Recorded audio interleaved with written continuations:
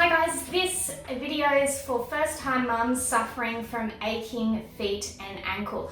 You may have seen over the past couple of weeks that we've released a few videos about what you can do postnatally for foot and ankle pain. And today I've actually managed to convince our podiatrist Wade to come in and give us some advice around footwear, because I mentioned that footwear can be a major contributor to foot and ankle pain. Now, Wade is from Imprint Podiatry. He works with us 2 days a week. He is an absolute guru on all things foot and ankle pain. We use him for all of our complex clients. So we're really lucky to have him here. So thank you for getting in front of the camera, Wade. Thank you. Thanks for having me. That's okay. So tell us a little bit about when you have a postnatal woman coming in complaining of foot and ankle pain, what do they normally describe to you is the problems they're having? I think a lot of the problems stemmed from having excessive swelling in their feet, and with associated weight gain they get a lot of pressures through their arches, they get a lot of heel pain, a lot of forefoot pain, those sorts of things. They tend to find that because their ligaments may be a little bit more flexible, then their feet flatten out a lot. So we see a lot of people with flat feet and a lot of ball of the foot pain and a lot of arch pain, that sort of thing. Nasty. How does it normally impact their life day to day? Well, they're obviously needing to look after their other children, so they want to keep up and do all the normal activities they would normally do. A lot of them are on a health program where they're trying to lose weight or they're trying to get a little bit fitter, so it sort of limits their abilities to do those sorts of things.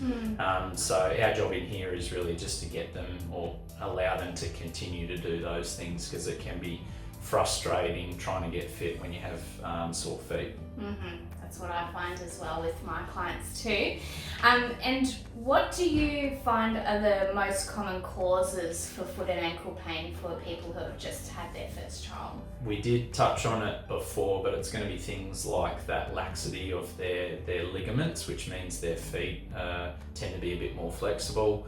The weight gain will cause sort of the, more like arch pain and heel pain. Because there's swelling, sometimes they can't fit their shoes as well. Those sorts of things are usually the causes. Yeah, that makes sense. So if Wade's describing a lot of your symptoms at the moment, please make sure that you send us a message. I know I've said this in previous videos, but we can definitely help you out. It's really manageable, hey, these sorts of conditions. Yep. So tell us, around footwear, we know obviously that footwear has a massive impact on the foot and the ankle and for pain conditions. What generally is your advice to people? Is orthotics the only way to go, or what do you normally give as your advice to people? So it's quite uncommonly known that podiatrists use about 15, 20, 30 sort of treatment options. Orthotics is one of those, but it's not the only thing we use to get people's foot pain better. We certainly use orthotics at times to improve people's pain, but there's a whole bunch of other things like exercises and strength work that we can give them.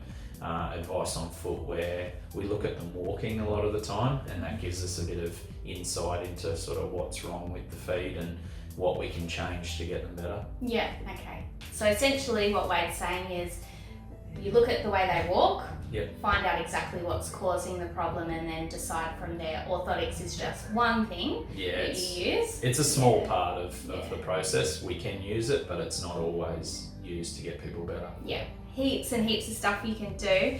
So tell us, have you had any clients recently that you can describe a little bit about that's similar to this type of condition? It's not uncommon here at Adjust to sort of see patients post-pregnancy, with foot pain.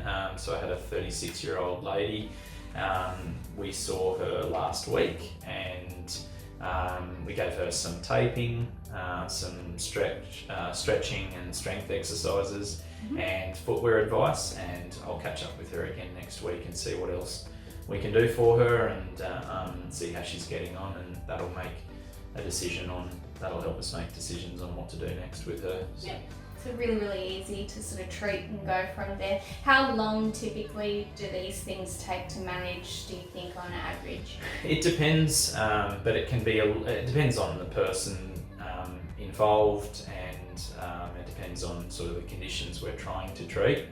But you know, so it varies from one visit through to several visits over quite a few weeks. So it just depends on what the problem is. But yeah, a couple of visits we can usually work out what the problem is and what can be done from there.